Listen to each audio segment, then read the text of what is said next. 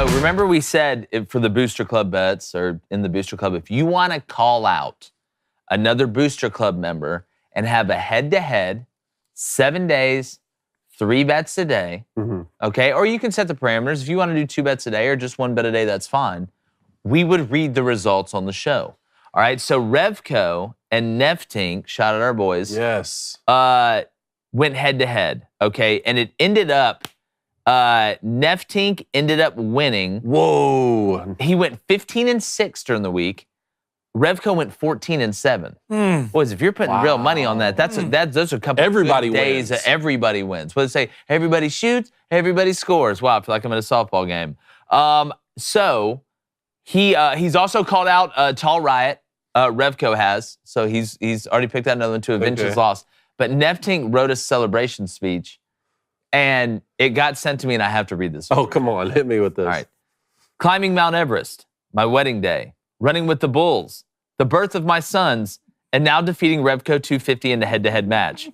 These are the greatest achievements of my life. Yeah. Some may be exaggerated or fictional, you can decide, but champions are focused on the violence of the day ahead. So right. I have to say thank you to everyone who helped me to get this great achievement. Jake for teaching me, without you, there is no us. It's very true, there isn't. Blaine for showing me the steady way. And David for keeping the 0-0 mentality. And finally, Revco for challenging me more than to do just math and push-ups, but a real challenge greater than any sticker on a helmet. Yes. The fight must go on, and each day I reach higher. And like Revco's chances of tasting sweet victory, I'm going, gone. He hit him with the going, gone? Absolutely. Beautiful. Wow. Michelangelo painted that one. The transfer portal already has over 1,000 players in it. Tom Brady leads another last-second comeback against the lowly Saints. And Tim Brando joins us to share his thoughts on the 4 Heisman finalists and the college football playoff. I'm Jake Crane, and welcome to Crane & Company.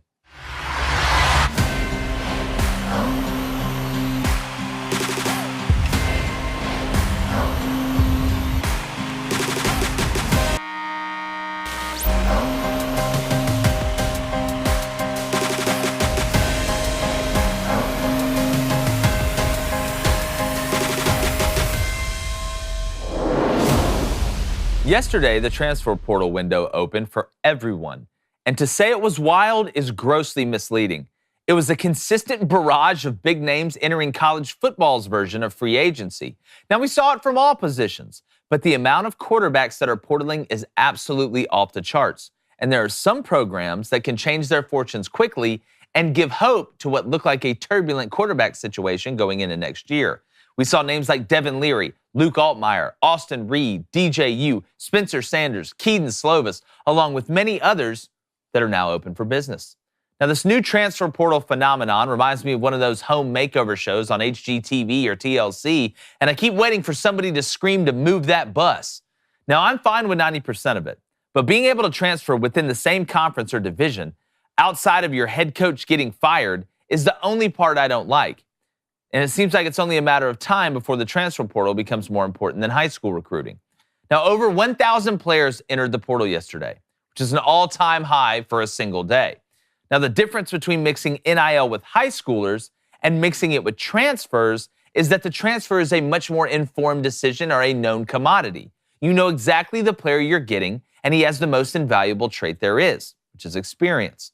Now, the college football free agency era is upon us, and if coaches do not use it right, or they refuse to embrace it, the players won't be the only people looking for a new home. I'm going to bring in my co-host, former Michigan quarterback, Heisman candidate, soon to be father of two, not father and two, but father of two. Father and two sounds like a priest off a scary movie. Cohen, I want to get to your thoughts. We've talked about the transfer portal a lot. Go and bring in Blaine Crane, my brother, former Western State, Colorado, wide receiver and runner of the chat and vice president of 7-Footer Island. No. David. Not true. It is true. It's true. I'm sorry. Turning to CNN. No, it's on the business card. No, it's not. It's on the business card. It's done. You look like Rachel Maddow over there. Okay. Well, don't even get me started. You look like Chris Cuomo's best friend that gets things that he don't want other people to know about for him.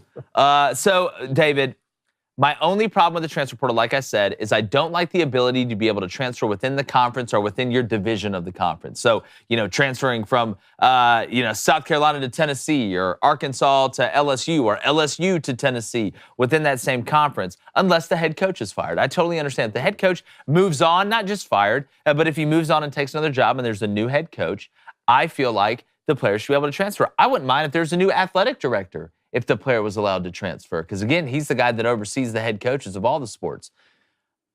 When you look at what happened yesterday, there is no way in hell that you can look me in the eyes and say that this is not free agency. Mm-hmm. And to me, like I said, NIL with high school is not free agency. That's more like the draft. That's like the NFL draft because you've watched them play in high school. You projected them on the next level. What would they look like? As opposed to mixing NIL with the transfer portal, that is what you are getting when Jordan Addison is leaving Pittsburgh after he won the Biletnikoff to go to USC and play. I know that Jordan Addison is not going to go out there and be overwhelmed by what he's going against. And you've played in big games, and you have that experience. So what were your thoughts on what we saw yesterday? Because we knew it was going to be crazy. I didn't think we were going to get over 1,000, but we got well over 1,000. So when I played, it was you could transfer. Obviously, you could transfer if you had already graduated for your fifth year anywhere you wanted on the same grad level. Transfer. After that, you had to sit out 1 year, which was standard for a long time. And then within the conference, you had to sit out 2 years. That's right. Now, you've been. It never sat right with me that a player could not transfer to another school if their position coach or if their head coach left the program, but a coach could leave to go to another school too. So, initially when this new open window and transfer portal opened, I said, okay, they're trying to solve one of the problems that was wrong with college football. What new problems will be created? Mm-hmm. Now we see 1,000 players on the first day with essentially what is free agency. I think, Jake, I want these kids to make a commitment to a school and honor their commitment. At the same time, I want them to go do what's best for them as individuals. Yeah. How can we find a common balance? You and I have both proposed solutions. I think a combination of the two could work. If you make a commitment to a school, you stay there at least 2 seasons if your head coach or if your position coach hasn't moved on. 2 seasons is a large enough sample size for you to then move on in your 3rd year and enter the transfer portal, enter again for a 4th year if you need to, go again in a 5th year if you're trying to make it to the NFL, if you're trying to get picked up on a squad. That at least to me says that college athletics is trying to teach kids to honor their commitments. Yeah, and that's kind of a mixture of what we used to have where, now we have the 4-year commit. It's a 4-year, you sign with a school, you can be there 4 years. I mean, that's just how it is. It used Which to be, some schools unofficially yes. But it used to be the 1 year, like it's a 1-year deal, like and you could be processed or whatever, but there was the coach could go wherever he wanted. Ours was. I had to sign a new. I had to sign a new form every year. Which I never thought that was right. That never sat well with me. Whenever you let something out and you build no guardrails around it, whether it's the transfer portal or whether it's NIL, it is going to go to an extreme end of the spectrum. And you're going to have to bring it back, right? It's almost like in politics. Sometimes it moves right, it moves left, but it always kind of centers itself back at some point. I think that's what we're going to see with the transfer portal and them putting guardrails on it. Now, would that take something federally? With NIL, we know it will. With the transfer portal, not so much. I think those are 2 different things. I hope not. Making laws. Can't they solve it? Yeah. I don't know. That's again.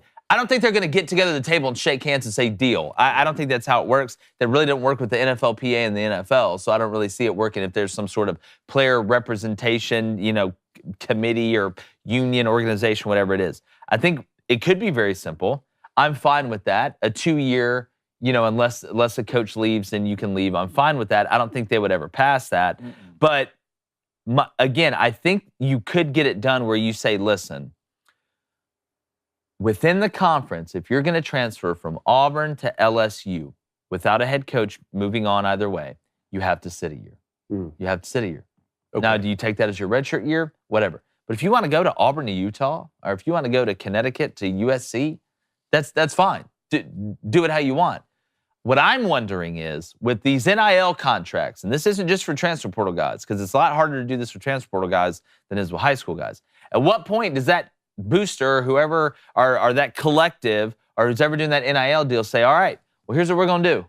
We're going to give you $500,000 worth of stuff that equates to that amount of money. But you have to guarantee you will stay at this school for at least 3 years. That's a fair question. Once you start messing with people's money, that's what I'm saying. Making decisions, and then you have clauses in there. Well, if you get hurt and you're not able to perform, like, look, this is business. It's like I said yesterday. Players, and they had a right to. I agree with them saying, why can coaches do these certain things, but we can't go freely like they do? And we're the ones out there playing on the field. Now it is even. So you are in the business world. Like Blaine said, you are now messing with other people's money. Once that happens, all this empathy starts to go out the window a little bit because now you're in the game, if that makes sense. You're not the Oliver Twist, can I have some more, please? Yeah. You are now in an even playing field. So if it's me and I'm at a school, okay, and it's all about, it is competitive. I get that if one school's saying you have to lock into a 3-year contract and another one doesn't, they may not get the kid. But I think you're going to start seeing a lot of people start to do that. A lot of people start being a normal thing because it's a smart business move. I'm very, very interested to see when this happens, because if it's my money that I'm donating, and all right, we're going to go get this 5-star out of the high school, we're going to pay him this, he's going to be here for 3 years, or I'm getting that back. There's not a guaranteed other side to the transfer portal. This is something we talked about in the offseason. A lot of kids enter, they won't find a home on the other side of that. They think automatically they're going to get picked up by another school. Some of these kids have left a situation where they weren't happy with their playing time or something. They're not going to get picked up by a school on the other end. And that may ruin some kids' chances of furthering their education, which is what I hate for them, because we already have a professional level. That's what was great about college football. I will say this, though. This transfer portal with no guardrails may have a net negative effect on college football in the long run, but one short-term positive effect has been the increase in parity across the country. Let me ask you, though, like how and I'm going to get the Boost Club here shortly, but how would it have a net negative effect over time if all we've seen is the results of schools going from the bottom to the middle class? And it may not. Yeah. I'm just saying. You're hypothetical. No, I'm just saying, just like what I've said on the opposite side about the 4-team college football playoff, I think that solved a problem and was a net good for a long time. It did create a problem, too, which was bowl opt-outs. We could possibly see another situation here where there are negative effects of an open transfer portal or some sort of NIL and kids not honoring their commitment once they get paid, or on the other side of that, universities not honoring some situation of the agreement. But one positive aspect of this has been the increase in parity in college football, which is awesome. And let's not pretend like it's not a lot of fun to talk about. There's a lot of great for us out there right now. Bowl season. Where everybody's wanting their team to land somebody. Bowls will no longer have the amount of importance anymore than they had in the past.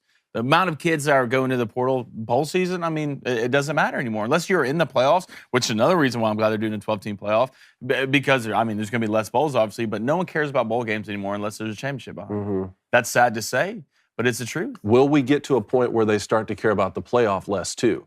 You know, we were talking about the Jackson Smith and Jigba case with the OSU right now, and it seems like he's legitimately hurt. And we saw this with the Buckeyes before when Nick Bosa tried desperately to come back and play that season, was unable to, and then in December said, I'm going to concentrate on going ahead and, concentrate on the draft and playing in the NFL, which was exactly the right decision for him. Yeah, and I want to get to the Jackson Smith and Jigba thing, because I think we need to talk about this a little bit from both sides. But, if you don't like your sports book, or maybe you can't decide, or maybe you've been opting out of sports betting because you just can't find the right place, well, man, do I have the Wonka's Chocolate Factory for you. You need to download the DraftKings Sportsbook app right now. Just do it. It's really easy. And use our code BOOSTER, because it helps out everyone, including you, because if you place a $5 bet on any NFL team to win their game, you get $150 in free bets if they do. That's only at DraftKings Sportsbook with our code BOOSTER. Minimum age and eligibility restrictions apply. See show notes for details. Guys, They're the official sports betting partner of the NFL. We know that, like I said. It's the holidays. It's a great time to bet. The NFL, we're getting close to having some teams clinch. You're seeing some dominoes fall. But whether it's same-game parlays, whether it's the easy and fast payouts, whether it's the player prop options, DraftKings Sportsbook, I don't know another way to say this. It's the move. Okay, it's the move. All the cool kids are doing it. All right, so go download the DraftKings Sportsbook app, use our code Booster, and go have a lot of fun because obviously the Booster Club loves it. Blanye. Yes. What's up, man? What's up, man? How you doing this morning? Great. You're glowing this morning. Stop it. You are. You are. I? Yeah. You are. That's awesome. Proud of you. What about Greg Hart? He's glowing. He's glowing? He's glowing with a $2 donation. Greg. Appreciate it, Greg. Says, with the Lions winning 4 of 5, can the Lions make the playoffs, fellas? I believe they can. Let's go look at You know, it went from the Lions to Titans to Bears. Oh, my. Now I'm looking around and Jared Goff, the gumball smuggler, All right. him and Dan Campbell. Look, can a team that was on Hard Knocks actually do something? Like do something positive? I don't want to. I believe the Lions got who they got this week. They have the Vikings. The Vikings at home, right? Yeah. Woo! I think got it's almost a pick 'em. They got the Vikings, and next week they go to the Jets. All right, then you go to the Panthers, Bears at home, and you go to the Packers. I mean, what do we have to? Let's look at the NFC North. All right, so I'm looking at it now. They're yeah. second to the Vikings, who are 10-2. Lions are 5-7. They're not going to win. Wait, you go 10-2 to 5-7? Yes. Why did I think the Vikings were 9-3? No. They won their last. I thought they were 8-3 and then won to make them 9-3. I guess I'm losing my mind. The Vikings are 10-2. Yep. Sounds upper mid to me. Back. So who's underneath? What are the? Keep going. So Vikings 10-2, Lions 5-7, Yep. Packers 5-8, Bears 3-10. But again, like I said yesterday, this is the NFC we're talking about. So you look around the NFC South right now, the Bucs are now leading at 6-6. It's true. So that's a wild card opportunity. We need to go over how it works in the NFL for the playoffs because it's somewhat similar to Major League Baseball. Just so people understand kind of to project that. We just need to do that one day. Let's do it. We'll take some time to do it. All right, Blaine, what else? Let's go to NCAF Nation 247. What's yes. This is my guy right here. He's off work today. This your guy? Finally able to watch the live show. Yes, this is my boy. This is my boy. This is my boy. All right, says a lot of valuable QBs have entered the transfer portal, which is correct. What QBs would fit great with Hugh Freeze at Auburn and Billy Napier at Florida? Love the show. Appreciate it, man. Appreciate it, man. By the way, make sure if you haven't, go ahead and subscribe. If you're a Daily Wire subscriber, I'm clearing out a new spot on the board. I've already got 4 people's names I got to put up there. We got to get a bigger board, fellas. Yeah, we're going to need a bigger boat. Well done. I would Okay. say Spencer Sanders at Auburn would be a great fit. I think Spencer Sanders would be a really good fit in the Hugh Freeze offense because, again, and people say, oh, well, he's bringing in an offensive coordinator. Look, this identity is going to be a lot of what Hugh Freeze has implemented. He's going to have his hand in it, which is that 3-man surface method, which is RPO. That's what you're affecting. 3 different areas of the defense, which gives you 3 times the amount of to have an eye discipline violation by the defense or to take that wrong step. Because, again, let's just go through it. I'm running RPO. I can hand it off to the running back. My eyes are on, let's just say, the nickel that's covering the slot. Obviously, he's going to run the slant. Nickel gets too deep or gets too shallow. I'm going to hit that, hit it on the slant, or I can keep it the quarterback if the end chase is too much. Because if I'm looking through I can look through the defensive end or the end man on the line of scrimmage to that nickel. All right? Or some people call it the slot corner. Don't call it that. Don't call it that. Why would you call it the slot corner that is guarding the slot? Stop making things confusing. It's called, I don't care if you call it hippopotamus. Just don't call it slot corner. But I think Spencer Sanders would be a good one. I think Austin Reed from Western Kentucky would be a good one. Putting him out these days. Look, this, I'm telling you, he transferred from, I think it was a school in Florida, a new one. It just escapes me right now. I think it's the new school they started in Florida. That's where Austin Reed transferred to Western Kentucky after Bailey's. Billy Napier at Florida, what's a good fit there? I like Brendan Armstrong there. Oh, You go back to his Lafayette. West Florida. I knew I was close. Those Lafayette days, he had that left-handed quarterback. Levi. Levi, he was good, but Brendan fits in that offense, play action offense. Wants to get. I could say Brendan. I could flip both of those. I could say Brendan Armstrong would fit good with Hugh Freeze at Auburn, and Spencer Sanders would work good at Florida. You talk about going from, and look, some people. I didn't realize that so many people were on either sides of the fence when it comes to Spencer Sanders. When I was tweeting about this yesterday, and half the people love Spencer Sanders, and half are like, he's garbage. I'm like, garbage? What do you mean he's garbage? Definitely not garbage. Definitely not garbage. Maybe he's not your favorite quarterback, a little but bit too much for your liking. Yeah. But can fix that? A coach. So here's the list I have right now. Devin Leary, Keaton Slovis transferring again, Brennan Armstrong, DJ Uiagalelei, Luke Altmaier, Spencer Sanders, and Hudson Card as well. Yeah, that's a sneaky one. Hudson's a sneaky one. I'll say on Devin Leary, I heard his brother plays at Illinois. Really? Yeah, you talk about... And look, I think Tommy DeVito's done a really good job at quarterback for Illinois this year. Yeah. Obviously, we look at what Bielema's done. Is he coming back next year? But look, if Devin Leary's going there, he ain't coming back next year. DeVito, because that's one of those Deion Sanders. Look, I'm bringing my luggage, and it's Louis. It's Louis, guys. Basically, he's like, y'all are all poor. He's like, you're poor, and I hate you. I read something here. It said the Ducks just hired Will Stein as their offensive coordinator, and Stein was Hudson Card's high school coach. Could the duo be reunited in Eugene? That'd be a good fit. Look, what's Bo Nix doing? League. No, I don't, man. I don't know. What? Wait. Bo Nix, does he have another year? I believe he's got a COVID year. You never know these days. What if Bo Nix transfers back to Auburn to play for Hugh Freeze? I'll take it. Come on, please. I would too. Talk about a storybook ending. Oh gosh, or an absolute nightmare on the Helsinki episode. Yeah, the Helsinki episode. But the fact that we don't know which one, that's what makes it beautiful. That's exactly right. All right, Blaine. Yeah, let's go to Chat and Bussy. What's up, my guy? That's like saying that. Bussy. $10 donation. Thank you, Jen. So with Jordan Travis returning next year, will he lead FSU to their second college football playoff and win the Heisman? What does all these players returning say about Mike Norvell? Love what y'all are doing for the sport. Love you. Chat Love you. Okay. Every time we talk about the playoff, it reminds me that we're not going to have it until the year after next, which is like the worst. Which is like the feeling like right after Christmas. You can make it. You can make it. No, yeah, I want a JG Wentworth this thing, but like my thing is that I'm just looking at it and I'm like, man, it's literally like the 3 days after Christmas. You're like, I gotta wait a whole year for Christmas. Like again, it's just now we gotta go through the 14 playoff. Let's just do it next year. Can we just do it next year? We can get it. Come on, man. Y'all want the money, don't you? It's all about the money. Y'all can do this. How bad do you want it? Y'all can do this. Y'all do a ton of other stuff behind our back. Just add this to the list, and some of the other stuff will be forgiven. I'll be the first one in line to forgive you. Look, Jordan Travis. You want to talk about an early bet for future Heisman?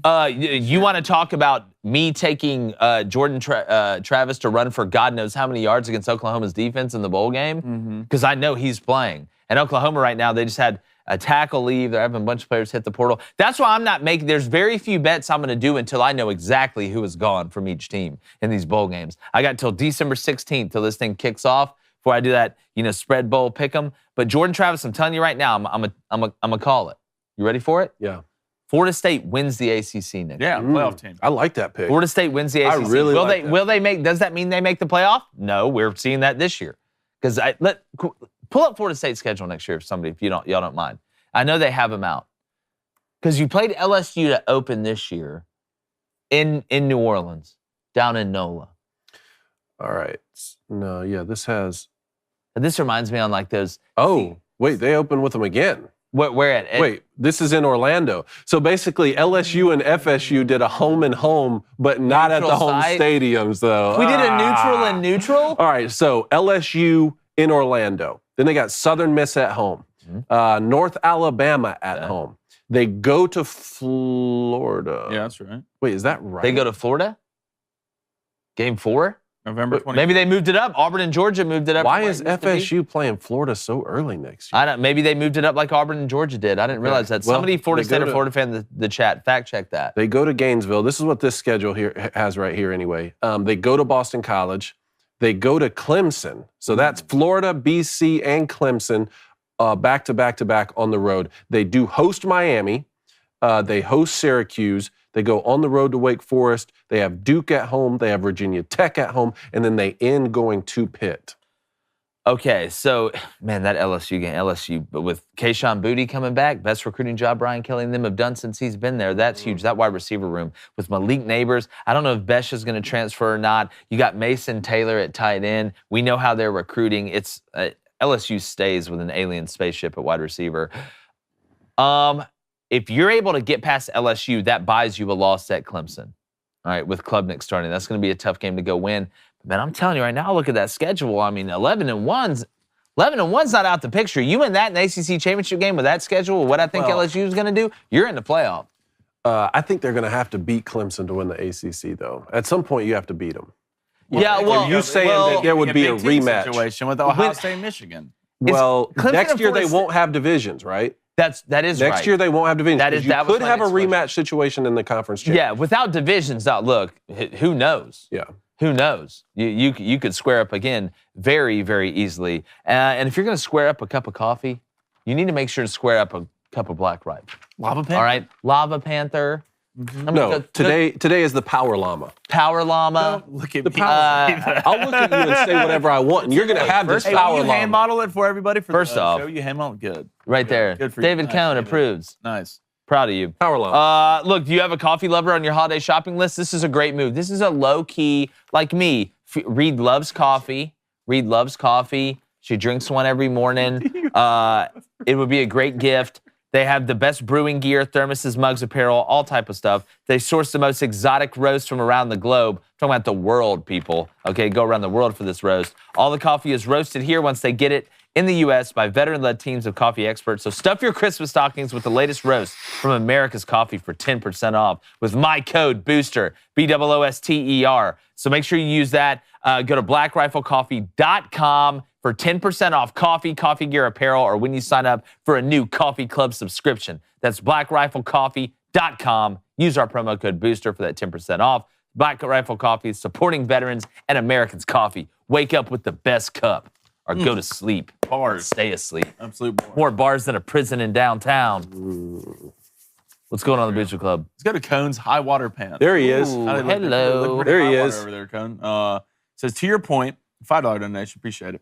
To your point, isn't contracts the inevitable end of this? NFL players cannot just choose to live whenever they want. Schools will want stability. Yes, but I get feel like to messy. have a contract, you have to have an employee. You have to be an employee, I think. And then you get an employee. All right, here you become an employee. That opens up a totally new can of worms. I'm thinking the contract comes from the NIL deal. Only way to do it. Not from the school. Do it from the NIL deal. All right, hey, I'm gonna do a commercial for Kia.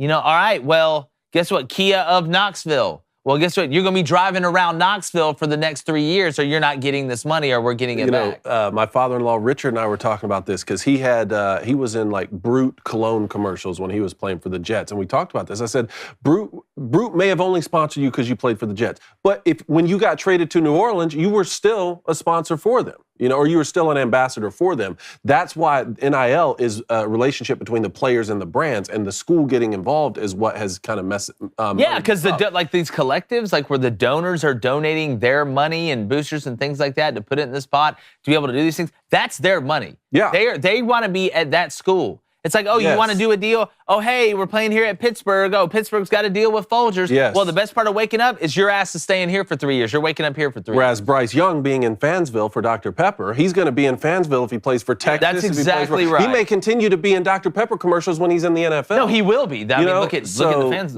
It's going to get. Look at the Heisman House commercials. And then if they do become employees, you're going to have a union. You're going to have a players union. Yeah, you're going to to come to that. You're going to.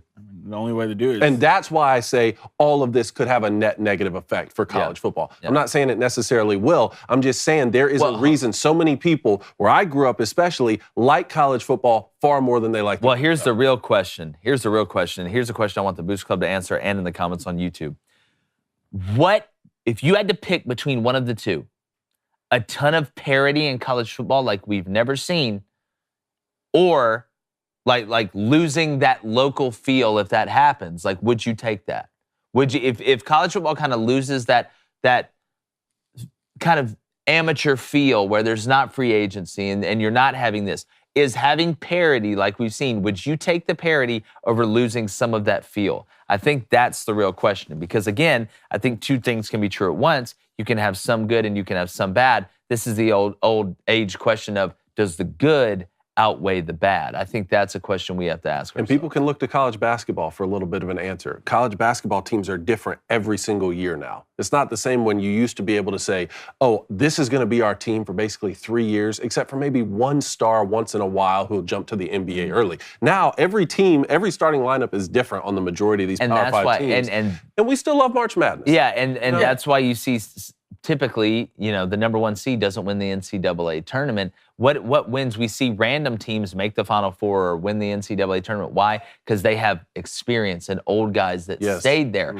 You will see some college football teams that maybe haven't been in that spotlight have guys that have been there for 3, maybe 4 years, kind of get lucky with that class that these guys didn't go everywhere. And that is a huge advantage. That is a massive advantage. If the talent level's even, you can slaughter people still because that chemistry is a real thing. Being around each other is a real thing. That's what makes football, in my opinion, the greatest team sport there is, because it takes so much of not just being able to run fast and jump high and do things like that to have success when 11 people have to work in unison and everybody can't screw up. I'll give you one more example with basketball, the NBA. A lot of these super teams, these mercenaries for hire that put together like the Brooklyn Nets did and they failed, whereas you see a team like the Boston Celtics who the majority of those players were drafted and assembled and grew together and they have experience. That's going to be another interesting thing to see is if a college football team just goes into the transfer portal, 95% of their starters all came from the portal. Are they going to have as much success as a team with less talent maybe, but has been together for 3 or 4 years? Yeah, I'm going to get back to the Booster Club. Let's go ahead and go to our NFL quick hit. Okay, do you want a couple updates here too? Just Anthony Richards is entering the draft.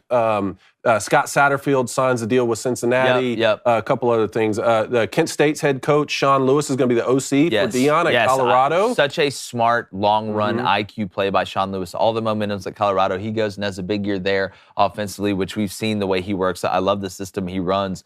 You're going to see him get an even more high-profile head coaching job than he would if he stayed at Kent State and they played well. Scott Satterfield at Cincinnati, I do not understand. Me neither. I do not understand that hire. They're ready to fire him at Louisville. I don't like the way he handled it. The way he handled it with the players. There's a right way and a wrong way to do things. Sometimes things leak. I get it. But there's no way in hell if I'm taking a job somewhere else and I'm going to sign that contract and it's a done deal, they are going to know. I'm going to tell my players before anything is announced. Before anything is announced, I'm going to go back and I'm going to look my players in the eyes and I'm going to tell them. And anybody who doesn't do that, I don't know. I would not let my child play for you. And it would not be forgotten. And if I was recruiting against you, I would tell everybody in the world the way that you handled that and that you can't trust them. That's a low-key snake move. Now, I've never met Scott. I'm sure he's a good guy, but that was a snake move in my opinion. Bad hire by Cincinnati, I think. Who knows? You never know how coaching hires really are going to go. You never really do. It's very hard to kind of project how that's going to go. I don't think it's going to work. And I know he's probably not going to coach the bowl game, but Cincinnati plays Louisville in Fenway Park in a bowl game,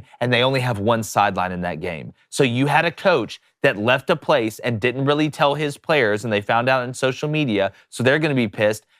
That team is playing the team he's going to, and they have to stay on the same sideline. That is not a good recipe. There is going to be a fight in that game. There's probably going to be a fight even before they go to the sideline before that game, because basically that's Scott Satterfield saying, guess what, Louisville, I'm leaving you for a better-looking girl. And he didn't talk to the players first? Well, again, he didn't. There was no meeting. A lot of players were on social media waking up and finding out about this. They even tweeted about it, saying, I didn't know this had happened. It's just there's a right way to do things and a wrong way to do things. We talked about the Sean Lewis thing. Anthony Richardson going into the draft makes sense. Somebody's going to take him high. Somebody's going to take him high based off potential. Is he there yet? No.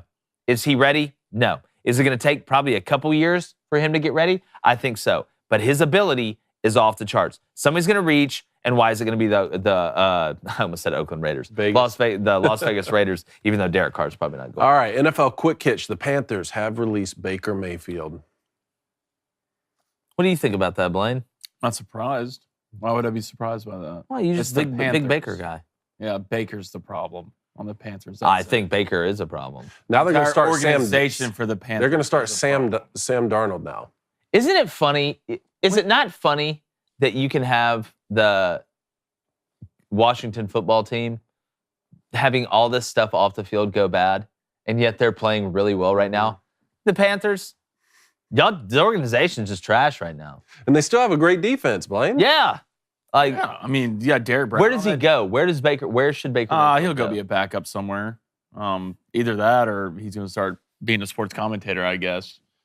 So you think he could be done in the league? I look at Baker, do the Rams reach out? Do the Rams reach out? No, if you're the Rams, you're out of it. You might as well not reach out. But the more I look at Baker, the more I see Johnny Manziel. Starting to see Johnny Manziel a little bit better career, obviously. but kind of turning into the same guy. Obviously, not the same antics off the field. I still think Baker's a good quarterback. I don't think any quarterback realistically. I think the Panthers are going to go for a quarterback, obviously, with their first pick, whether that's Bryce, CJ, or whoever it is. So you can see the future there. But I still think Baker's good enough to be on the start for the Texans. I think he's good enough to start for the Panthers. Panthers moving on. But there's an NFL team. There's definitely a backup spot for him out there in the NFL. I definitely think for he's sure. Backup. But I'm not surprised with this. The Panthers, it's a poverty program right now. I mean, it's hard for me to argue that. Lamar Jackson was banged up the other day. What do you think the future of this season is for Lamar Jackson? Have we had any new reports on it, how he's doing? Right I know he went out right before halftime, and man, I had the Ravens in 3 different bets that ended up hitting there on money line. They're saying the same thing right now. He's week to week with a knee injury. Okay. You look where the Ravens are. I mean, Lamar's going to play eventually. I mean, this isn't a season-ending injury. It's not like the Ravens are out of it or anything. Have they been playing their best ball? No. Do they have a ton of weapons outside of Mark Andrews? Not really. Duvernay's kind of nice on the outside. Rashad Bateman, we know he's been banged up. He's done some good things, but nothing. He hadn't really taken that next step and become the elite wide receiver that some of us thought he was going to be when he left. When he went out of Minnesota in college.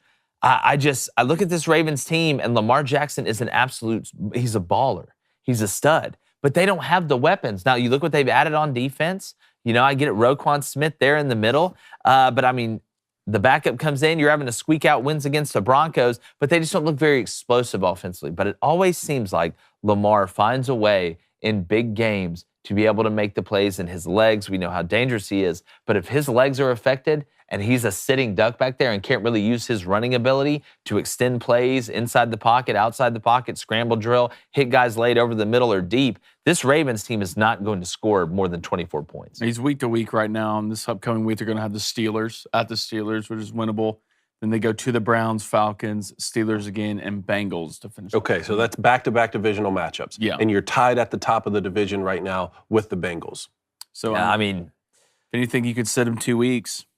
You know, I mean, Pittsburgh, I mean, you would think that's a win just away, but Kenny Pickett is playing a lot better lately, especially the last 2 weeks. I mean, Cleveland, Deshaun Watson still, you know, just still figuring out. I think Kenny Pickett's starting to figure it out. I think Kenny Pickett's nice, starting to. I'm telling you, what do we say? That 3-headed monster, I know Najee's been beat up, but Najee Harris, Kenny Pickett, and George Pickens. Deontay Johnson. Deontay Johnson out there. Like Freiermuth. Freiermuth. Yeah, the little Quaker. old school trio of Big Ben, Antonio Brown, Le'Veon Bell. You know what's crazy? I was watching Najee Harris run, and he's a smaller Derrick Henry. Mm-hmm.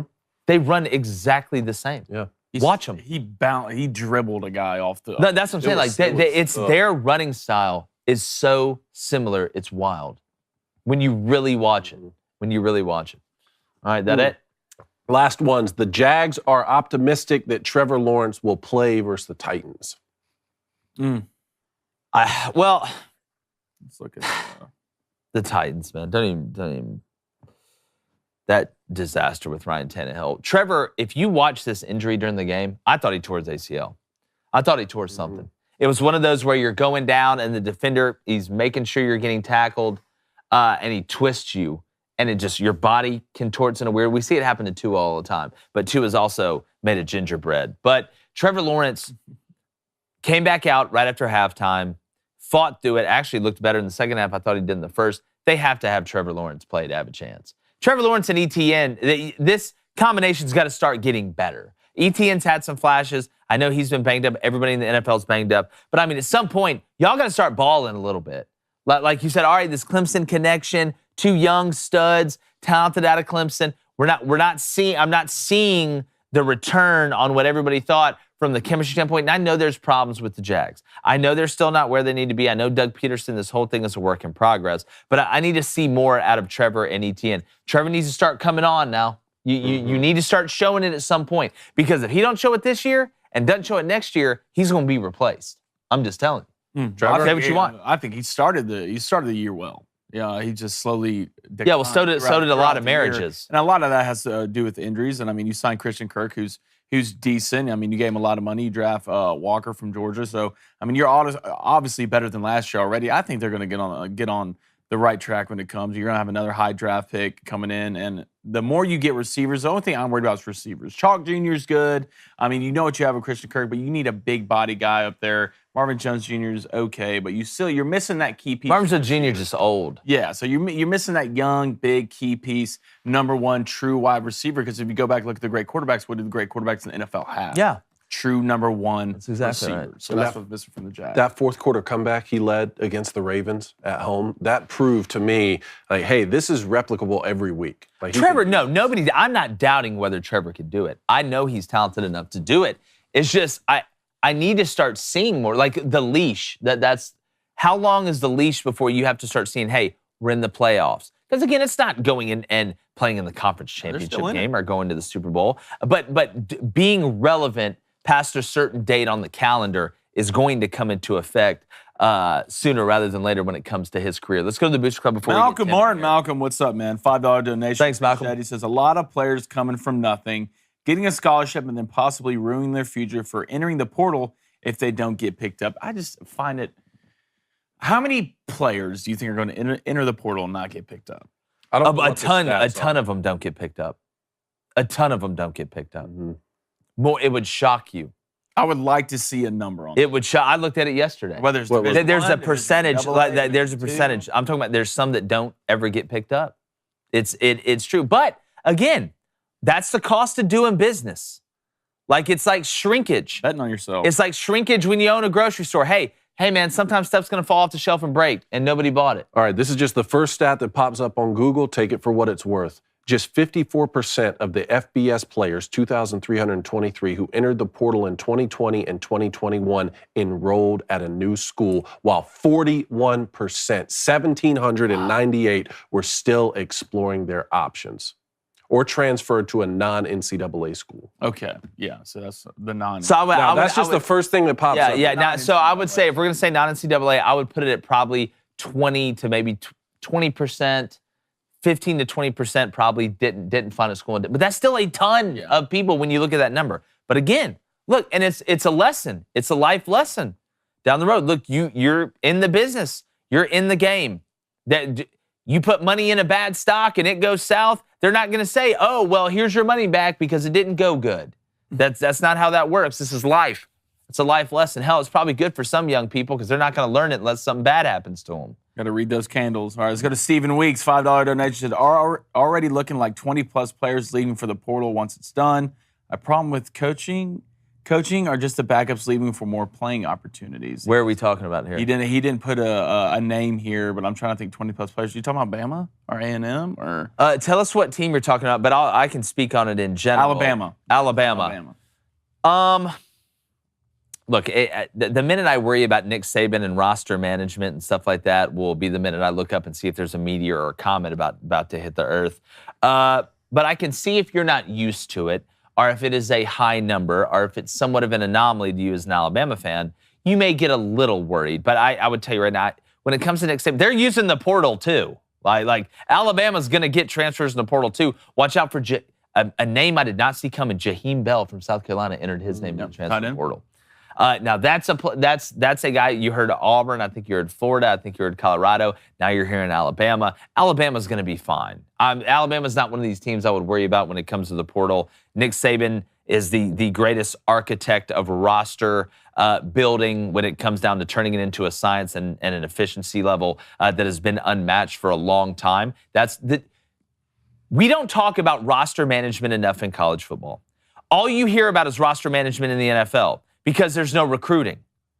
Like that's all you hear about. We don't talk about it enough. One of the biggest wheels in the Nick Saban experiment or structure of success is roster management, and we don't talk about it enough. Now, recruiting is a part of roster management. We talk about recruiting a lot. We're going to continue to talk about it. But being able to replace what you've lost at important positions, and it's the art of not losing too much at once. That's what roster management is. It's the art of not losing too much at once. I'm not going to lose 75% of my defensive line. I'm not going to lose my whole quarterback room with nobody to replace them. That is what roster management is, and Nick Saban taught it to Kirby Smart. Nick Saban, that is the biggest thing that you grab from Nick Saban. It's not Ripley's match coverage. That it's roster management as a head coach. That's what you learn. And that number may be a little higher than usual for Alabama because it's only the second time they haven't made the college football playoff. Not that some kids don't transfer right after the regular season, but a lot of them may stay on until the playoff was done and then transfer. In which case, when Alabama wins the national championship every year and they have players enter the portal, they're a little less worried about it. That's very true. Well, a guy that we hope never transfers from coming on this show, our friend Tim Brando, got up early this morning. Timmy B, what is up, my friend? Oh, I'm doing well, fellas. Good morning. It's great to be with you. You just got me off to a great start. Means a Power 9 is maybe in my future. Wow. I don't have a college football board to build. I'm done. My 15 games in 14 weeks are history. So Chateau Brando has the Griswold look out front inside. So we're ready to go here and get ready for some basketball the end of the month. But it's a fantastic time here at Chateau Brando this morning. Good to be with you. Yeah, it definitely is. I haven't played in a while, man. Typically, that means I'm going to play well. If I don't play golf for a while, all my bad habits go away. And Tim, here's the problem. Here's why it's so frustrating. It's like the cycle of death. I don't play for a while, then I go play. I play well. Therefore, I think, hey, I may end up being pretty good at this. Then I care more. But my thing is, I gave my swing to God a long time ago. That's just the way that I look at it now, and it's actually God doesn't need those problems in his life. So here's a tip from the tee from Timmy B, because I've been where David Ledbetter never has been. All right, just put down a vodka freeze right before the first swing. Yes. Well, especially if it's warm outside and it's after 12. Okay, and it is after 12 somewhere. That's true. That's very true. But just play like you're at the World Cup. And have a little vodka freeze. Yeah. Well, like I say, look, in between 3 to 6 cold sodas, I can do some things. Before that and after that, don't bet on. I've turned into a scoop of pre-workout before I go out there. Yeah, don't. It worked. I took a scoop. Blaine's hands were shaking over the club like he was driving the range, win the yelled Masters. for 20 minutes, got on the tee box, and birdied the first 2 holes. Yeah, there you go. Look, I guess to each his own. To each his own. Absolutely. But speaking about Power 9, the Power 4, I guess you could say, were released, the final college football playoff ranking. And Timmy B, look, like I said yesterday, and I know this has been talked about to death now that it's been released, but I try and take a sociopathic view of it. No feelings. Doesn't matter the brand. It's about the team and who is being able to separate who is the most deserving between maybe who the best 4 teams are. And that's a tough thing to argue, but I think it's the right thing. And I think the committee ended up getting it right in the top 4, not only who they chose, but the seeding of where they put them as well. What say you? They did. And there are so many, again, the reaction to it's the problem. I thought the committee finally got a grasp of what we had been talking about and pounding the pavement about for so long. Pure playoff privilege now is going to be going out the door because we know we're going to 12. The committee members know we're going to 12. All right. So it is about getting the teams that are the best teams, yes. But let's look at those resumes and look at them closely. And it's the reaction to it that, once again, is my issue. The dumbed down narrative from a very lazy media that doesn't cover so much of college football. You mentioned the transfer portal. Why isn't there coverage of what was going on yesterday? I was leaving Boise, Idaho after the Mountain West Championship, and I'm flying to DFW and then on home. The running backs coach, the defensive coordinator are both on the plane. Why? It's time to get back to work. Yeah. The portal is underway. Guys have been hugging their coaches. Senior night, they were doing one of these. I think I've got a year of eligibility, but I think I may be testing the portal. That's going on. Who's really covering and answering? Nobody. Why? Because it takes time and because you got to make an investment into it. And then the other narrative is, nice little story, TCU. But, you'd be a 5-point, 6-point, 8-point underdog against Alabama. I don't care. If we chose teams like Alabama based on what Vegas thought, then why even play the playoff? Nick would have won 15 national titles. I think the only time he's been an underdog, against Georgia? Last couple of times they played? That's it. Okay, so we can't base it on that. We have way too many people given a platform to discuss college football on mainstream media that don't give a rat's patoot about the sport. Yeah. And they're just throwing out brand crap, which is exactly the point that I've been making for the last 25 years. And it's sad, but that's what we're looking at. Yeah, well, and again, I have no problem with Nick Saban going on and trying to get his team in the playoff. That's his job. I get it. I know that's not what you're saying, Timmy B. I know. Yeah. But if that was the case of what Vegas had favored, Michigan is a 7-point underdog to Georgia right now on DraftKings Sportsbook. So why even play that game? No. I want to play. Just go ahead and give Georgia the national championship game then, if we're going to look at it like that. Exactly. Yeah, and I do also, before I throw it over to Cone, which is a funny quarterback euphemism considering he's the one who played quarterback. When it comes down to the transfer portal, Timmy B, we talked about this in the open of the show. Now it is very even between the coaches and players. Anybody can leave and go anywhere at any point in time. And now that you've entered the business, the little bit of the empathy for the players is kind of going away because now you've gotten what you want. There is no advantage to the coach, to the player, whatever. But the only problem I have with it is I am not a fan of being able to transfer within the same conference and within the same division of the same conference without the head coach being gone or the athletic director being gone, whether that's fired or taking another job, without having to sit out a year. If you want to go to LSU to Utah, that's fine. If you want to go to Middle Tennessee to UConn, that's fine. But I have a problem with no coaching changes and guys going like, Eli Ricks did last year, or somebody go like a Jaheim Bell from South Carolina may go to Alabama without having to sit a year. I think that's one rule that if I could wave a magic wand and change one thing about it, that would be it. What say you? Yeah. No, I'm with you there. And we need regulations, and I think we are going to get there. Okay. We are now past the midterms. We do not have one party in play. But we are seeing, a move that I think is a nonpartisan move on the part of a number in Congress that want to, have some regulations put to the portal and to NIL. And you really can't do anything to NIL until you do something about the portal. Mm-hmm. All right, the two have to cohabitate. So I think we're going to have a very active offseason, very active, maybe more than even a year ago. All right, so we're going to see realignment come back into the forefront. All right. The teams that played, by example, in the Mountain West out on the blue field where Spencer and I were over the weekend, Terry Toomey, their athletic director, who grew up in Tulsa with Spencer, told him, hey, man, we are going to work right now. Okay. We are going to work right now. And so what's left of the Mountain West with Craig Thompson leaving, I don't know what it'll be. Pac-12's got to get to work. And the Big 12 has made no bones about the fact that they are coming after a lot of those teams. I think the Deion Sanders hire is one to really, really watch, fellas. Yeah. Because at first glance, when I saw that, I thought to myself, Colorado, their academician circumstances and the history that they've had post Gary Barnett. There are a lot of layers to the political bureaucracy in that particular blue state. And I was thinking, we might see something here.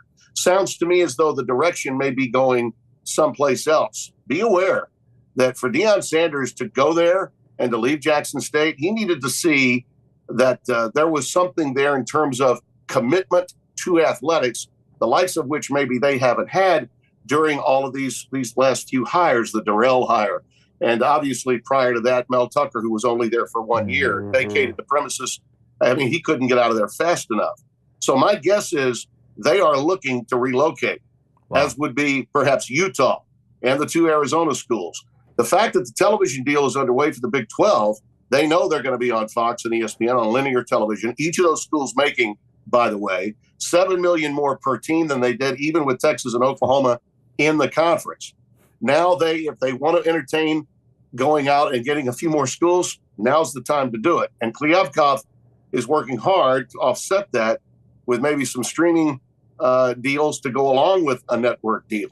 All of this is in play in the off season. So I think that they may very well, Colorado may very well be going back to the Big 12 to play its college football. We will see. But the commitment to the game has got to be there for them to have hired Deion, or he wouldn't have left. That guy's been blazing trails since he signed for $1 million with George Steinbrenner and competed as an amateur in football. I will never forget one day on the original game day, long before you guys were born, he came on with a Trans Am that looked like Smokey and the Bandit with the T-tops open.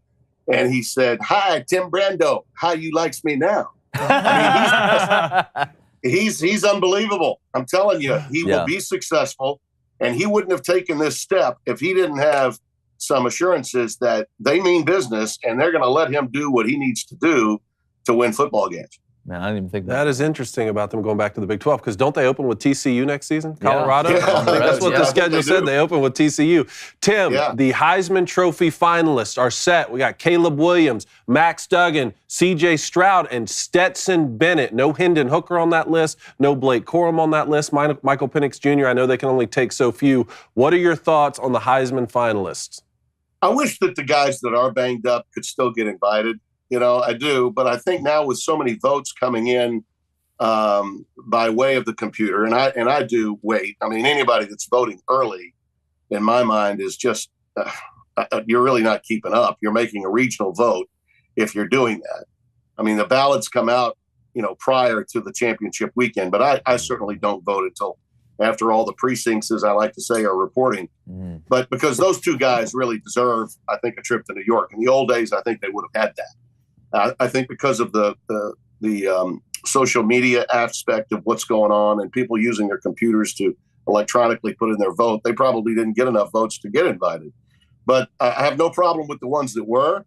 And I think that there's a very good chance that we're going to see not just a runaway, but maybe another example of what can happen with media hype at the end of the year.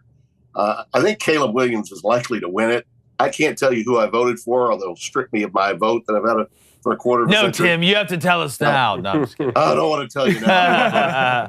But that kid that laid it all on the line in the Big 12, I mean, he should have had the ball at the half-yard line, or I think they would have scored. But what an effort to really carry his team the way he did. And this was a backup quarterback that a couple of years ago thought he might not be playing college football ever again. So I think that the push might be from Duggan, but Caleb Williams, because he played at USC, and think about it, he did a remarkable job in just 1 year. Got to give Lincoln Riley a lot of credit. Tell me a coach, if Caleb does win it, and I'm not sure that he will, but if he happens to, and he might, Lincoln Riley would then have coached how many quarterbacks to Heisman trophies? 3 separate schools at two different schools now, and I don't know that that's ever happened. Tim, does that know that that's ever happened in the history of the sport at two different schools? Yeah, I can't remember it. I can't remember it ever happening. Does that make you question, though, can Lincoln Riley actually win the big one if you've coached 3 different Heisman guys and you haven't won a game in the playoff? I think at USC he can get it done. I think he's going to win a national championship at USC. But do you question, I mean, I'm watching Garrett Riley choke at the end. I'm watching Lincoln Riley continue to choke at the end. Somebody give these brothers the Heimlich or they're never going to win it. Well, I don't know why they didn't give a little rollout, bootleg action option to run or pass to Max, or just do the Bush push. You know, it's legal now. It's legal. Just go with it. Do it. You know, don't worry about it. He got you there. Go ahead and do it. But a lot of credit needs to go to Kansas State too, because you know, that team. I had just seen them the week before against Kansas, and the Jayhawks didn't lay down. They gave them all they wanted. K-State, Kleinman deserves a lot of credit too, and Colin, his offensive coordinator, Colin Klein, did a marvelous job of calling that game, you know, for the Wildcats. And I tell you what else it did. It enabled me, being the bastion of the underdog, right? It allowed me to put Tulane number 10 in my final college football state. There you go. That team. How about Willie Fritz? Man. And you know what? I'll always put a team outside the so-called power party in that spot, and they were incredible to avenge the loss that they did, to win the league the way they did, and now they get to go to the Cotton Bowl. And here's an early one for you guys. What is the line now? 4.5, 5 USC over somewhere around there. Yep. Take the wave right now, because USC could care less about being in that bowl game. Just historically, if they're not playing at least in Pasadena, you know, USC really doesn't care. UCLA was the same story when they were great. It's either the Rose Bowl or bust for those schools. Tulane will be playing like it's a it's a championship beyond championship. So that's well, my early pick to the bowl season for you. Yeah, well, if USC tackles like they did in the conference championship game, hell, us four could go out there and put up 35. Yeah. Utah was a bad matchup for them, fellas. Yeah. Utah was a bad matchup, and I told you in the summer they're the best team in the Pac-12. UCLA and gave them a great game, and that was one of the most memorable games Spencer and I had this year. I'd say the UCLA and Utah game at the Rose Bowl and the first meeting between K-State and TCU were probably our two most exciting games. I remember watching that one. All right, Blaine, one from the Booster Club. All right, let's go to Areem. It says, hashtag ask Tim. He says, how hard would it be for Jimbo to reload this year after having the season they did? Well, the last game helps. Okay. Yeah. I mean, the last game helps. You could see that it mattered a lot to the student body and the people that were in College Station at the end. And I guess we should not have been surprised that LSU was not ready for that game. How do you handle a full cup of success? Brian Kelly laid a great foundation, and as we thought, they are going to win 9 or 10 games in year number one. But Texas A&M's got material, or as Bino used to say, they've got material. You can turn it around. I think that as find a quarterback, number one, okay, and allow for maybe another brain to start thinking offense with you. I think he needs to allocate some autonomy to someone he trusts to simplify this stuff, because you've got players in there for a year, maybe two. A lot of them are in and out as the portal era gets underway, and learning that offense does take some time, the way he operates it. So, listen, he didn't just fall off a turnip truck when he got to College Station. The man's a good football coach. But the hype surrounding them, it wasn't my thoughts about them back in the summer on your show that made some headlines. Listen, that wasn't an indictment of Jimbo Fisher.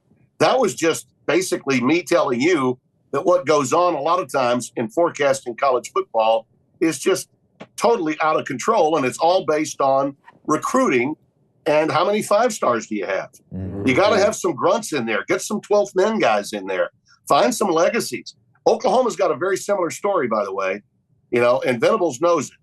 None of those kids are invested in the Texas OU rivalry the way the players used to be at Oklahoma.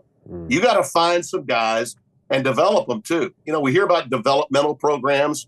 Kansas State's one, Iowa State's one, TCU.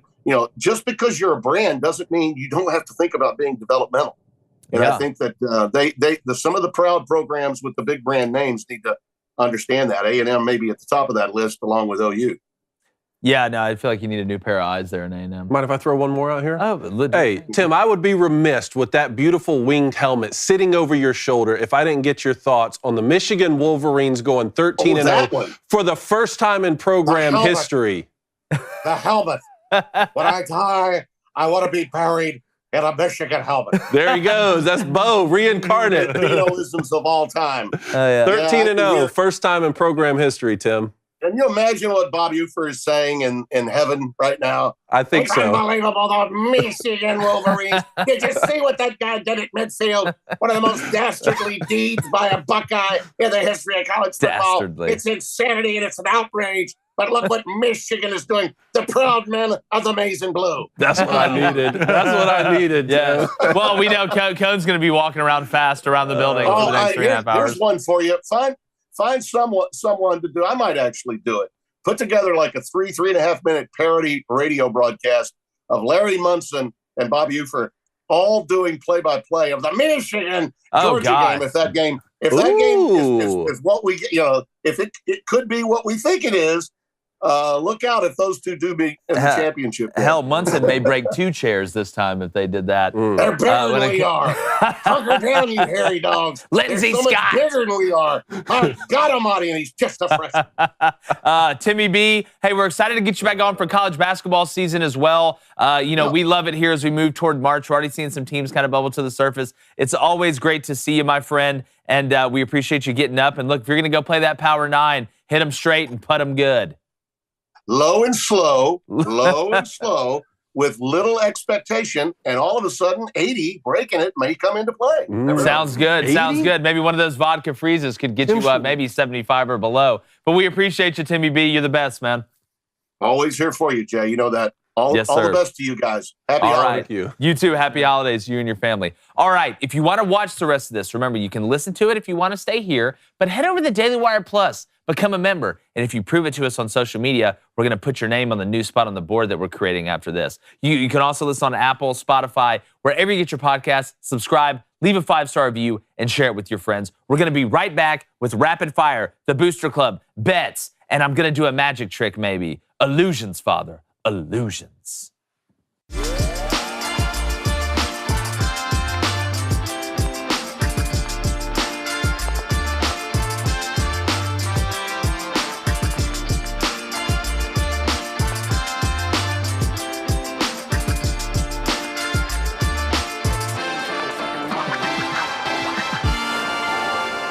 Look, you've heard about cool nightclubs, probably swung some good golf clubs, but you'll never understand the Booster Club unless you're in it. Blaine, what are they saying? Garrett Frank with a $10 donation. Appreciate Thank it, you, Garrett. Did y'all hear about Caleb Williams' LOL tweet reaction to Max Duggan's emotional press conference after the Big 12 championship game?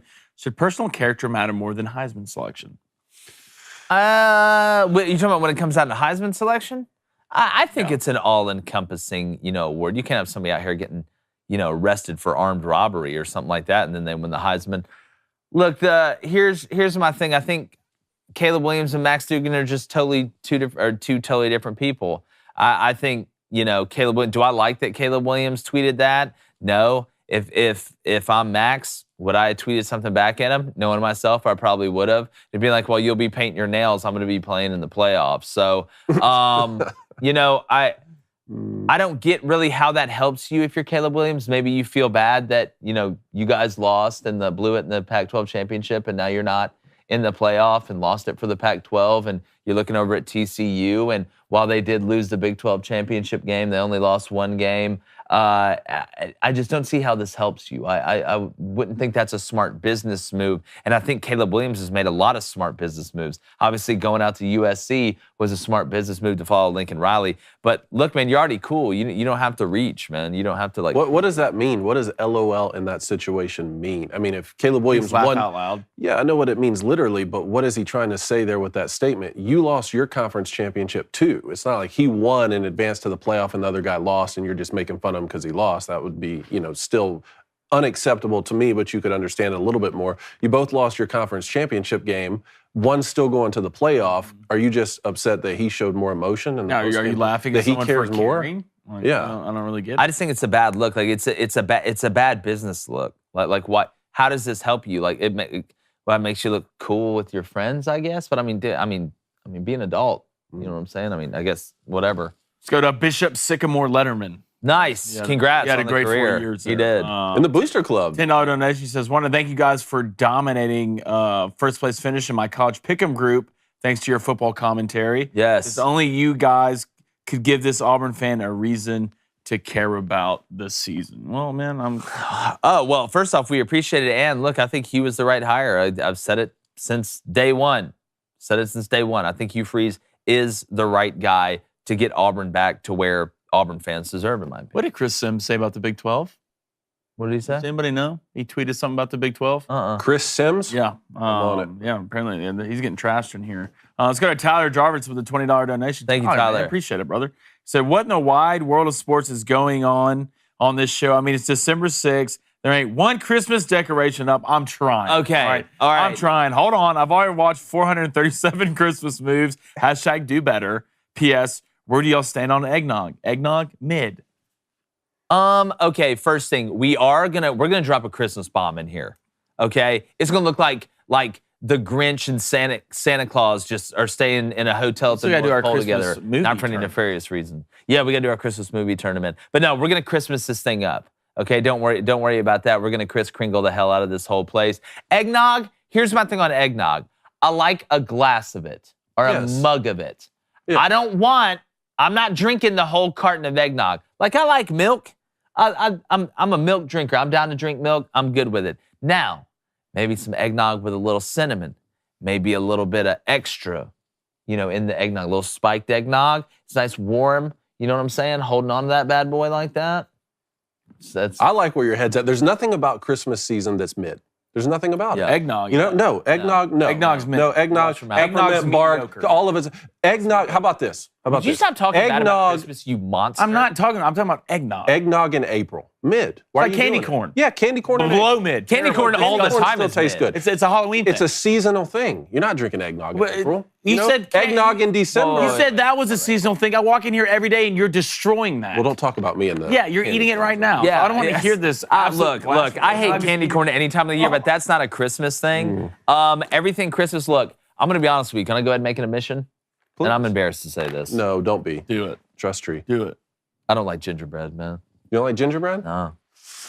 Okay. Hey, we can get through this. It's not your fault. I can't eat it. It's not your fault. Can't eat it. I try and I try and I try. I just can't do it. Well, stop trying. It's not your fault. It's okay. It's not your fault. Would you shut up? What? I'm trying to help. You don't have to keep. Who's force feeding you to eat gingerbread? Do you like the smell? Read behind Jake like eat it. Jake, do you like the smell of gingerbread when it's being baked? See, that's an interesting conversation to have as well. There are certain foods where the kitchen just smells better and you love they're being made, but you don't necessarily want to eat them. If gingerbread tasted like banana bread, I would love it. I have an update on Chris Sims. Okay. Tweet from Chris Sims. TCU in the CFP, ? The Big 12 sucks, and I played in the Big 12. I know what the resumes are, but the middle class of the SEC would win the Big 12. Chris Sims. Okay, hold on. What we say middle class? What are we saying middle class? Who's in the middle class? Yeah, I mean, I just watched a 4-loss LSU team, 4-loss LSU team win the division. LSU probably finished top 2. Okay, but that's not winning it. I don't know. LSU may win that. They could. The Big 12 doesn't suck. But could TCU win the SEC West this year? Yes. Yeah. Are both of those things possible? Yeah. But here's that tweet is wrong because the Big 12 does not suck. That is a terrible way to put it. I can make an argument that the Big 12 is one of the top 2 or 3 deepest conferences when it comes top to bottom. Kansas could give some teams problem. I mean, look at the teams that finished in the bottom of that. Oklahoma defensively, we know they got to increase their team speed, but the Big 12 does not suck. I don't like the way he phrased that. Sucks. That tweet sucks, to be honest with you. But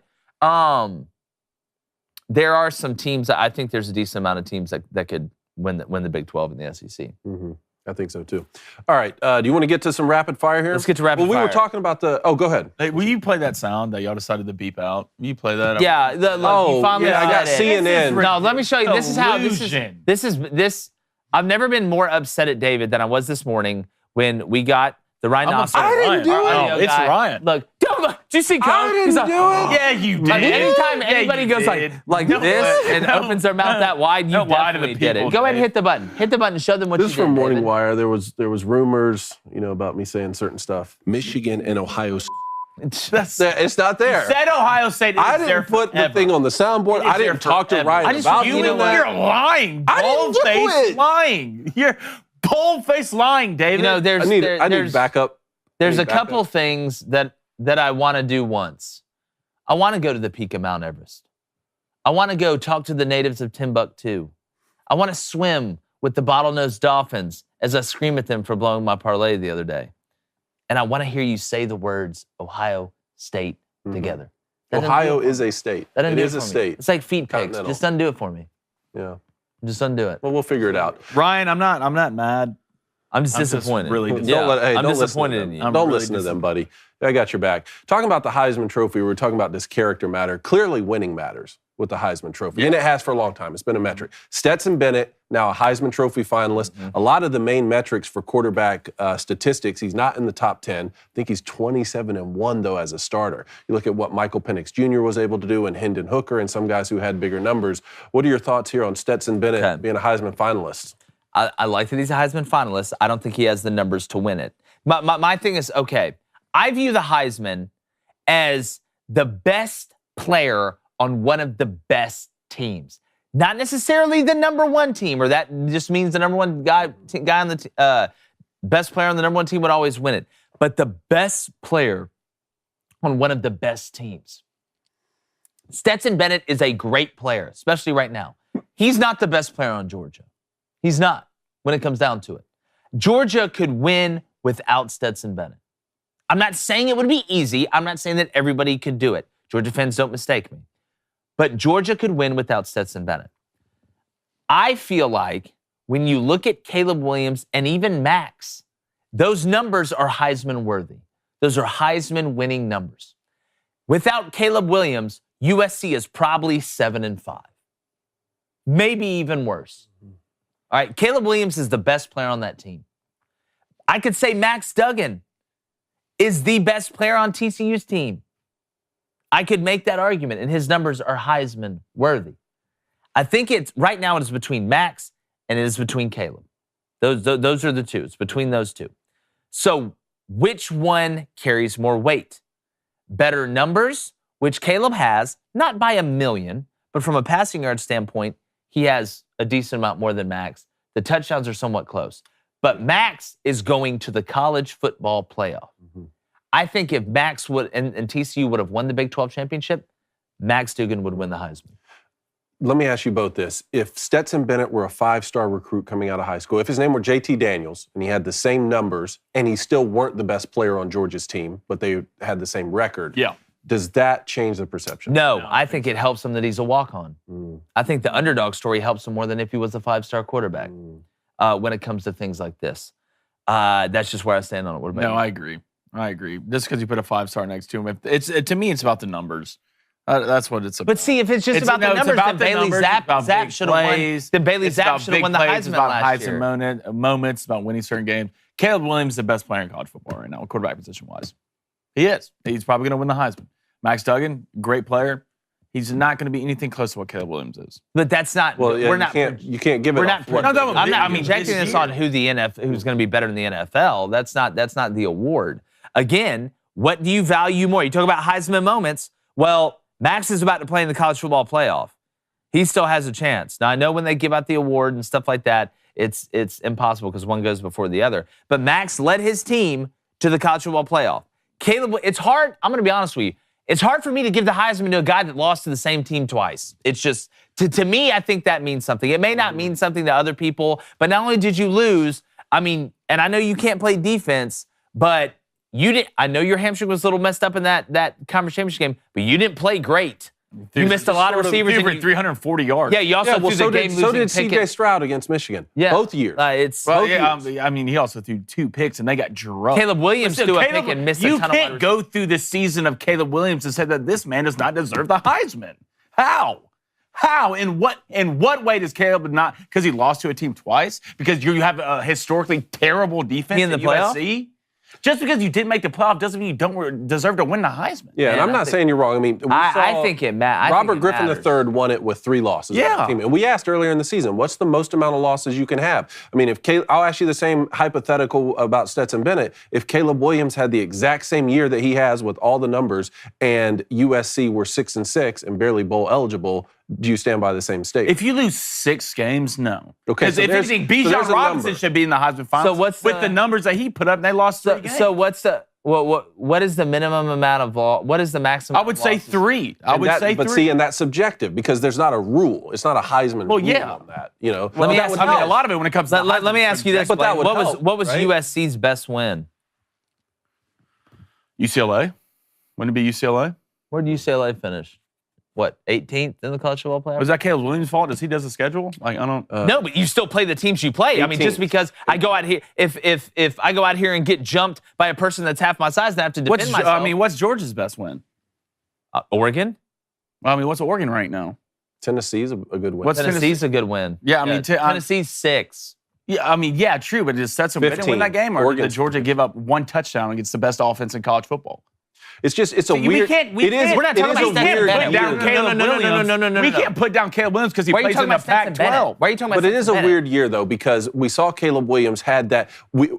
He had that sort of Heisman moment in the first half of the conference championship, or even against Notre Dame. He's busting out the pose. It seems like okay, it really is going to be his award. And then you get blown out in the second half of the conference championship and lose to a same team twice. You're not going to make the college football playoff. All of a sudden, the attention turns to Max Duggan in his conference championship. championship. He has over 100 yards rushing on one drive with the penalties, which was incredible. Everyone's like, this is his Heisman moment. They don't give him the ball on 4th and inches. They lose their conference championship. It was sort of deflated on both ends. Well, I think the most valuable player to their team. Well, like Jake said earlier in the year, you could say Drake May is too, but he's not even there. Or you said for a large part of the season that Bryce Young is, and I didn't necessarily disagree with you. Well, I think Bryce Young had a better year this year than he had last year with the talent that he had around him this year than the talent he had around him last year. But he threw for 2,000 fewer yards and 20 fewer touchdowns, and that matters. Right? Yeah, it does matter. And I think the same thing about C.J. Stroud. And I said this, I had C.J. Stroud at the top of my Heisman list until the Northwestern week, right? And he threw for like 75, 85 yards against Northwestern, and the narrative was, well, it was sleeting, it was snowing, he still found a way to win. Let's see what happens against Michigan. Still threw for a lot of yards against Michigan. They don't win the football game, and he threw for fewer yards and fewer touchdowns than he did a season ago. It's very hard to give the Heisman Trophy to a guy that didn't perform as well as he did last year when he didn't win it. So that's just my thoughts. Yeah, we're gonna keep talking about this. I want to get. Let's move on to wrap. A couple baseball things real quick. Justin Verlander to the Mets. Jake, do we even need to discuss it? Look, I want to say again, from my non-biased analysis, a great job by the New York Mets. That's it for my non-biased analysis. So as a Braves fan, Jacob deGrom finally gets out of the NL East. And what do? You bring in Justin Verlander. Man, damn. Ugh. Great move by the Mets. The Kate Upton tweet, I think it was real, saying that we wanted to go to a New York team that didn't boo their own players when they were playing good. Thought that was pretty funny. She said that? I'm paraphrasing. It was something like that. Huge move. Huge move for the Mets. DeGrom goes to the Rangers. Watch out for the Rangers next year if DeGrom can stay healthy. Verlander is in the back end of his career, but let's not act like he's still, not playing good. But postseason Justin Verlander, it's not, nothing to sneeze at. That's for sure. I'd rather him not be in the NL East. All right, shortstop Trey Turner, 11 years, $300 million from the Phillies. Look, you talk about a 5-tool guy. I don't think people realize how fast Trey Turner is. Like, he is absolutely putting on the roller skates and going Christy Yamaguchi all over these clowns when he gets on the base path. So, if you're the Phillies, you locked him up. You got a quality shortstop for a long time. Cost you a lot of money, but look, that's the cost of doing business. Fred McGriff, Hall of Famer. Yes. Hall of Famer. I love watching Fred McGriff play. I can even remember Fred McGriff in the Tom Mansky commercials. The one where the 12-year-olds were throwing balls in the barrel from the outfield? You just think it was the coolest thing ever when that commercial came on. Crime Dog did it the right way. Big left-handed boom stick. Congrats, you deserve it. You're a Hall of Famer. That's what I got. All right. I have Booster Club, Blaine, before I head over to the board of Eternal Truth. All right, well, I'm going to head over to the board and talk about bets. Here we go, like I'm Mookie.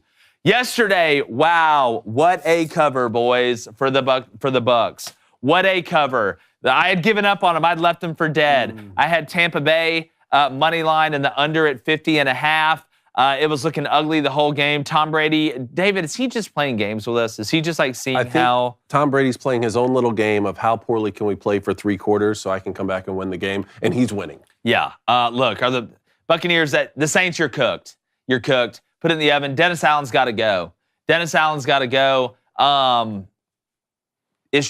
sad to see. I'm going to be honest with you. I felt bad for Andy Dalton yesterday. I thought Andy Dalton played pretty well. He had some, I know Olave played decent, but you had some big drops there that really could have iced it, where they could have gotten touchdowns instead of field goals. Jarvis Landry trying to catch that ball with one hand. I know it was a little bit out there, but I feel like you should have hauled that one in. Here's what I got tonight. All right, 11-7, up 10 units right now. We're feeling dangerous. We're feeling good, but we're also feeling 0-0. Remember that. Write that down, kids. Put that underneath your pillow, and you may have the 0-0 fairies show up and welcome you to the Booster Club. Tonight, give me St. Louis, the Billikens, not the Cardinals, not the Blues, okay? The Billikens and Iona, which we all know spells annoy backwards. Over 151.5. I think these teams are going to get really offensive.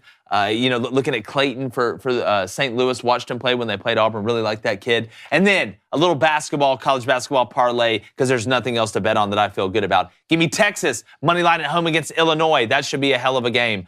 Virginia, money line at home against James Madison. How can you not beat one guy, even though he's a genius? And K-State as well on the money line. That is plus 110. Texas, Virginia, K-State, Giants. All right, I need a little something of that too. Texas, Virginia, Arkansas, and Baylor. 4-team parlay at plus 102 tonight. And then I'm just going to take Maryland by themselves. Maryland money line on the road Wisconsin. I'm interested to see how this Maryland team performs throughout the season. I can't wait to watch Wisconsin, score 55 points and win. All right, give me the Mavericks plus 9.5. I believe they got the Nuggets on the road. And give me Portugal and Spain to each have a corner in both halves of the game. And that's at minus 120? Yeah, so each team will have a corner each half. God, that's a nice little bet. That's a nice little bet. What's the odds? Minus 120. Nice little bet. Yeah. All right. Baby Cone. He's going Duke money line tonight, and he's going to go Portugal and Spain money line. That's at minus 110. So a little bit of World Cup soccer action there. All right, Booster Club leaderboard. Oh, the 7-0. I think Texas Ed 7-0 yesterday. He fell? What'd you bet, He bud? fell. I think he fell, but guess what happens when you fall? You rise again. They made a whole movie about it. They did. Jace. They did. That was a good one, dude. Jay Stewart Ranch is 6-0. Cody Nason, the Graphic King, or the King of Getting Graphic, depending on what precinct you visited last September. He's 3-0. JJJJ BBB 2345 is 2-0. Cone's High Water Pants win 2144. Ulrich Sharber, Cone's Leather Book, Revco 250, Crash Course Guy, and Neftink are all 1-0. Remember, go to DraftKings, download the app, use our code Booster. It helps out everybody. Text CRAIN. God, I got to get this right. Text CRAIN to 231231 for Nugenics. I'm That's proud right, of you. Isn't it? I'm proud That's of you. right. I need some proud Nugenics of to get my mind right. Blaine, we on fantasy update? Fantasy update. Get through this. Fantasy update. Yes. Let me go boys. and go ahead and get through mine. Pulled out a squeak. All right. Let me just go ahead and get through mine. Look, we're falling apart. Okay, go ahead, David. Take your victory lap. You want me to got the go? graphic up there. Go ahead. Look, Dalton Schultz, one reception in the fourth quarter is what put me over the top. Come back, finally avenge my loss to Ben Shapiro. I won 132.64 to 131.72. I had given up. When Dallas got the scoop and score. I didn't think they'd throw the ball anymore. Dalton Schultz gets a 21-yard reception in the fourth quarter. Huge. Put me up. That makes the difference between like first place and fifth place. That's how Right, yeah, it's a log jam right now. It's a log jam. All right, let's go to the next one. All right. Okay, here's what happened. All right. You ever been just super disappointed? And let me read you. I scored 111 points. Derrick Henry got 5. Jalen Waddle got 1. Travis Kelce got 7. What's going on? What did I do? Meanwhile, looking over here at Knowles, Amon-Ra St. Brown gets 34. Tyreek went for 30. I can totally understand that. I mean, 34 from the Sun God? Come on, man. He's projected 17. Hold on. Let me puke in my hands real quick. Just an absolute disaster. I'm 7-6 right now. We're going to go over the standings. Go ahead, Blaine. Yeah, it was an absolute slaughtering against Team Morning Wire. Really needed this points-wise. Ended up with 165 points. Jalen Hurts with a nice 37 bag. Yeah. Then we go down. Devontae Smith, 21. Zeke got me 19. Alvin Kamara, another letdown of a game. The Saints are just absolutely just inept on offense. But, hey, Browns defense got me 31. Big pickup. 31. Big pickup. Needed that. Second in the league right now. So it's going to come down to points. That's what it's going to come down to. So I needed a big week with a lot of points, and I got that. Just got to make the playoffs, fellas. Yeah. Clavin beat Walsh. Right now, it's looking like Walsh is headed that WNBA game. Good. Clavin put up the most points in the league this week. Clavin did. But looking at the standings, this is how crazy it is. All right. We have 5 teams at 8-5, and I'm at 7-6. But I lead the league in points. Yeah, you have the most points. So who's getting screwed over? You have the most points by 1 point. I know. Yeah. Who's getting screwed over? You don't need Sherlock Holmes to figure out this mystery, but I played Blaine this week. And the way I see it is, I do think 8-7, right? 8-7, we play 15 games, right? 2 more weeks. 2 more weeks. I think I could get in with 8-7. I think it's a possibility. But 9-6 definitely gets me in. I've got Blaine, and then I've got Morning Wire the next 2 weeks. We just have to show up. So I'm going to call a players-only meeting that I'm going to lead. That worked for you last time. Like we did last time. That worked for because you. apparently people have gotten complacent around here. They took their foot off the gas. I just walked around firing random people in the grocery store yesterday that just because there's nobody else involved with my team, so I needed to fire other people. Now, they still work there, but they know that if they were in my organization, they would be fired. So that's how I feel about it. I have to. Also, we got our Oregon hat. Yes, we got our Oregon hat. Yes, we don't. The sign's still in here yet. Game day sign is still missing in action. We're like looking when they try for to find that gorilla that escaped from the zoo and punched you in the eye. Exactly, gentlemen. It was a pleasure supporting Crane and Company and the Booster Club at Game Day. Y'all have earned it plus more. With the poster is an Oregon Ducks hat. It's for the studio. Yes. Figured it is missing a little West Coast action. Where is it? Where's Troy the hat? Jacobs. It's right there on the right there. It is right there. There's a little West Coast action right in your face. How about that? Never thought I'd say those words together. But anything from the Booster Club line? Poll. Which is better, a mustache, a beard? And this is what the Booster Club wants. Okay, I'm fine with it. I'm fine with it. Shake your I thought head this like was going to be came who's up going to win the Heisman, but then it's just when No, we talk about the things that matter. Okay, I got you. All right. Are clean shaven. Which is better? Yeah. Which is better? Give me clean shaven. No, you know what? You're going to go first this time. I'm sick of being prices righted. I'm trying to do the math on how did this question come up in what context, sound because that probably matters, huh? We need the Jeopardy sound. Yeah, we do. I'm just gonna go mustache. Let's go mustache at 40%. I'm going to go anything other than that. No, I'm just kidding. Give me clean shaven at 42%. Clean shaven, 22%. Mustache, 22%. Beard, 56%. What? Beard. Booster Club likes the beard look. Does everybody just live in the mountains that listens to this show or watches the show or what? Look, wherever you live. Beard won? I cannot believe that. I hope Beard wins tonight for Texas. That's their head coach. We appreciate you guys. Make sure you're following us on all social medias. Like and subscribe to the video. Turn that notification bell on. And look, use promo code BOOSTER at DraftKings. I mean, everywhere. Just we're sponsored by it. You're probably using promo code BOOSTER. Helps you out. Helps us out. Got a great show tomorrow. Jimmy Dykes is coming on. We're talking a little college hoops. Going to talk to Tom Luganbill as well. Some college foosball. Just don't tell Bobby Boucher's mom. And like the chances of Stetson Bennett winning the Heisman, unfortunately, we're going, gone.